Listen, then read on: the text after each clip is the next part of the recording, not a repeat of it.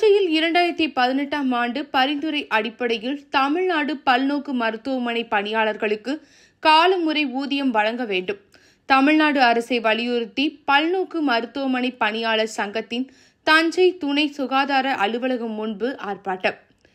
அரசு வேலைவாய்ப்பு அலுவலகத்தில் பணிமூப்பு அடிப்படையில் இன சுழற்சி முறை பின்பற்றப்பட்டு அரசு சுகாதார நிலையங்கள் மற்றும் அரசு மருத்துவமனைகளில் உள்ள அனுமதிக்கப்பட்ட காலமுறை ஊதிய பணியிடங்களில் அரசு விதிகளின்படி தினக்கூலி அடிப்படையில் முறையாக பணி நியமனம் செய்யப்பட்ட பல்நோக்கு மருத்துவமனை பணியாளர்களுக்கு காலமுறை ஊதியம் வழங்க கடந்த 2018ஆம் ஆண்டு பொது சுகாதாரத்துறை இயக்குநர் அரசுக்கு பரிந்துரை செய்த அடிப்படையில் அரசு துறை சுகாதாரத்துறை செயலாளர் அப்பரிந்துரைக்கு ஒப்புதல் வழங்கி நீதித்துறைக்கும் பரிந்துரை செய்து 10 ஆண்டுகளுக்கு மேலாகியும் பல்நோக்கு மருத்துவமனை பணியாளர்களுக்கு காலமுறை ஊதியம் இன்னமும் வழங்கப்படவில்லை.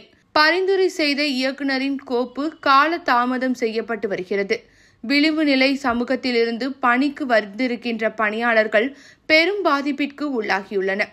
இந்த நிலையில் தமிழ்நாடு பல்நோக்கு மருத்துவமனை பணியாளர் சங்கம் சார்பில் மாண்புமிகு முதலமைச்சர் மற்றும் மருத்துவம் மக்கள் நல்வாழ்வுத்துறை அமைச்சர் ஆகியோர் கவனத்திற்கு கொண்டு செல்கின்ற வகையிலும் கோரிக்கைகளை நிறைவேற்றி தர வலியுறுத்தியும் தஞ்சை துணை சுகாதார நிலையம் அலுவலகம் முன்பு ஆர்ப்பாட்டத்தில் ஈடுபட்டன.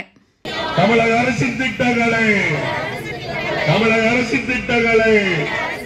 மருத்துவத்துறையின் திட்டங்களை மக்களுக்கு எடுத்துச்